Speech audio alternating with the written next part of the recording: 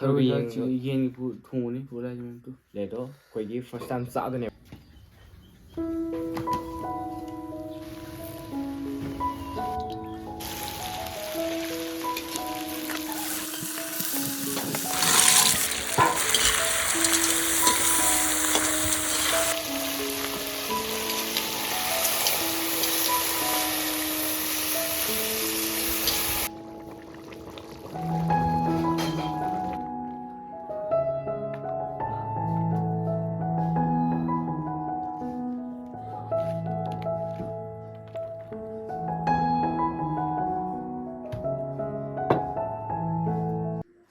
ꯈꯨꯔꯨꯝꯖꯔꯤ ꯃꯌꯥꯝꯁꯤꯅ ꯃꯌꯥꯝ ꯊꯔꯣꯏ ꯌꯦꯟꯒꯤ ꯊꯣꯡꯕꯅꯤ ꯄꯨꯔ ꯂꯥꯛꯏꯁꯦ ꯂꯩꯗꯣ ꯑꯩꯈꯣꯏꯒꯤ ꯐꯥꯔꯁ ꯇꯥꯏꯝ ꯆꯥꯒꯅꯦꯕ ꯑꯗꯣ ꯑꯩꯅ ꯁꯤꯕꯨ ꯈꯜꯂꯛꯄꯗ ꯃꯤ ꯆꯥꯟꯅꯗ꯭ꯔꯤꯕ ꯃꯥꯜꯂꯦ ꯑꯗꯣ ꯃꯌꯥꯝꯅ ꯀꯃꯦꯟꯗꯁꯨ ꯍꯥꯏꯔꯛꯑꯦꯕ ꯊꯔꯣꯏ ꯊꯣꯡꯕ ꯆꯥꯔꯣ ꯌꯦꯟ ꯊꯣꯡꯕ ꯆꯥꯔꯣ ꯃꯌꯥꯝ ꯑꯗꯣ ꯑꯩꯈꯣꯏ ꯃꯤꯛꯁ ꯇꯧꯔ ꯊꯣꯡꯕ ꯑꯩꯈꯣꯏ ꯀꯀꯥꯅ ꯃꯤꯛꯁ ꯇꯧꯔ ꯊꯣꯡꯉꯦ ꯑꯗꯣ ꯑꯣꯛꯀ ꯊꯣꯡꯕ ꯆꯥꯔꯦꯕ ꯍꯥꯎꯋꯦꯕ ꯑꯗꯣ ꯉꯁꯤ ꯑꯍꯥꯟꯕ ꯆꯥꯗꯣꯏꯅꯦꯕ ꯑꯗꯩ ꯒ꯭ꯔꯦꯚꯤ ꯑꯦꯛꯁꯇ꯭ꯔꯥ ꯂꯩ ꯃꯌꯥꯝꯁꯨ ꯂꯩꯔꯦ ꯀꯩꯝ ꯇꯧꯗꯦ ꯑꯗꯨꯗꯒꯤ ꯊꯕꯤ ꯂꯩꯔꯦ ꯑꯗꯣ ꯃꯌꯥꯝ ꯀꯣꯛꯁꯤꯁꯤꯗ ꯍꯩꯔꯒꯦꯕ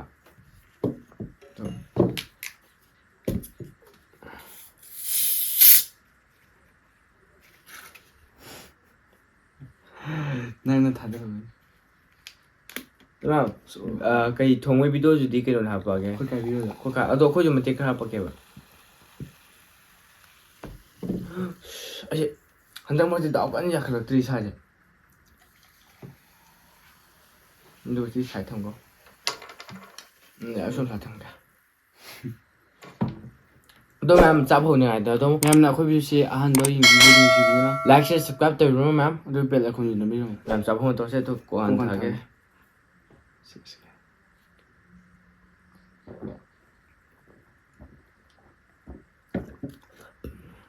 ꯑꯣꯟ ꯃꯌꯥꯝ ꯆꯥꯕ ꯍꯧꯔꯁꯦ ꯆꯠꯁꯦ ꯍꯥꯏꯖꯔꯛꯇ꯭ꯔꯣ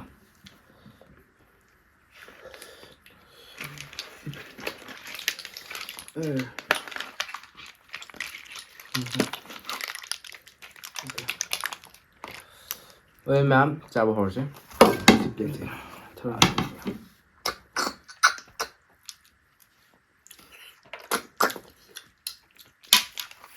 ꯃꯌꯥꯝ ꯍꯥꯎꯋꯦ ꯊꯔꯣꯏ ꯍꯥꯏꯕꯗꯤ ꯌꯦꯟꯅ ꯀꯨꯏꯅ ꯊꯣꯡꯕꯩꯀꯣ ꯃꯍꯥꯎꯁꯦ ꯌꯦꯟ ꯃꯍꯥꯎ ꯇꯧꯔꯦꯕ ꯖꯨꯁꯤ ꯑꯣꯏ ꯃꯌꯥꯝ ꯂꯦꯛ ꯄꯤꯁꯤ ꯂꯩꯔꯦ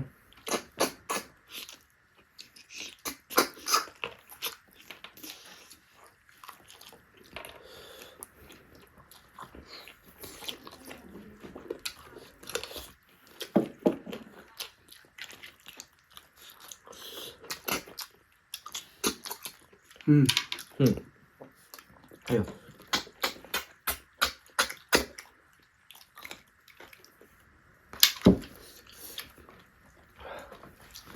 왜 예뻐지는 맘, em 쌓인 비요? 예쁘시오. 하.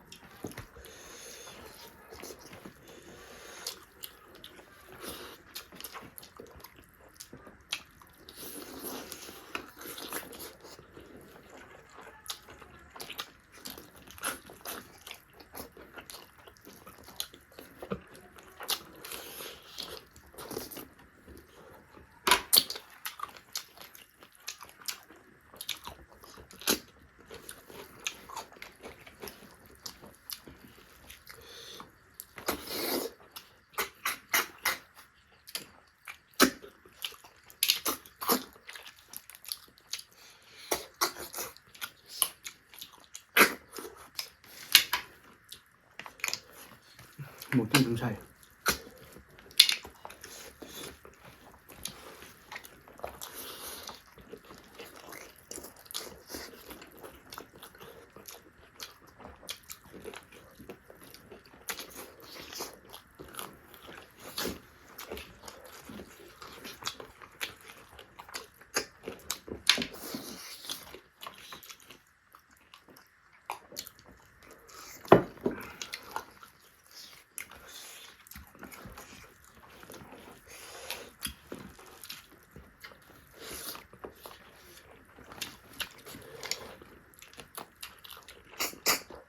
하고. 오, 그 잡이 시원하네.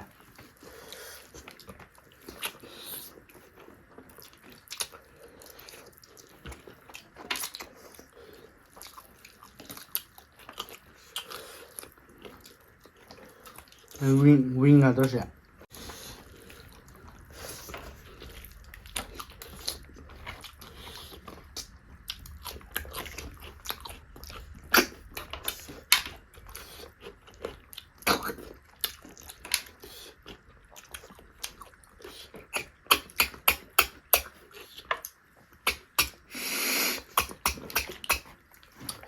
थोड़ा याद है ना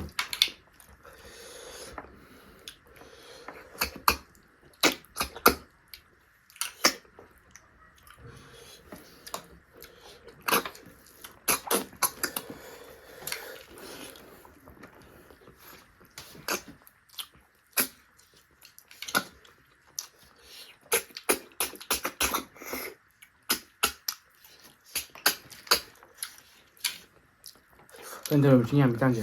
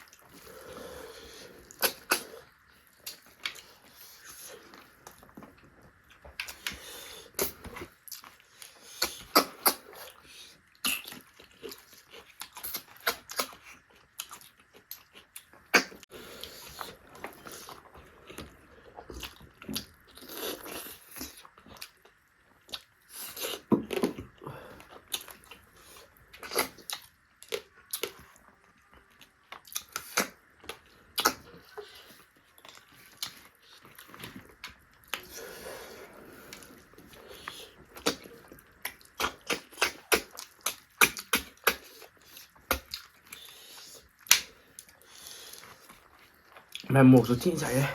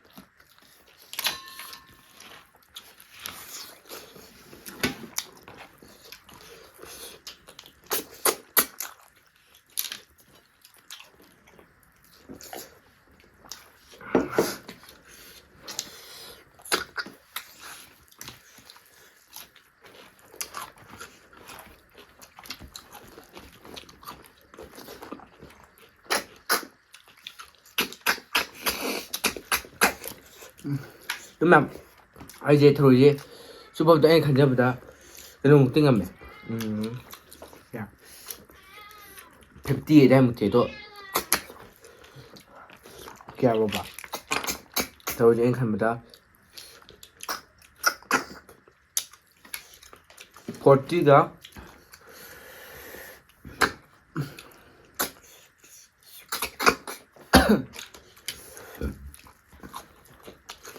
độ hơi màn là bấm lên đi may là có sẽ 300แก้ว em phải đi bữa thuộc cái ngoài em đi ngoài đấy tôi đi vào chỗ người mày đó bớt ai bắt thôi chứ บ่กินได้พี่มานำ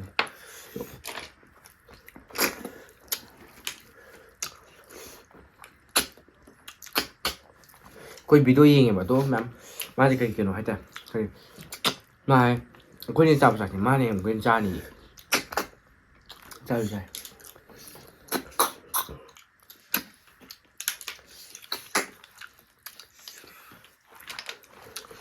साथ ही साथ है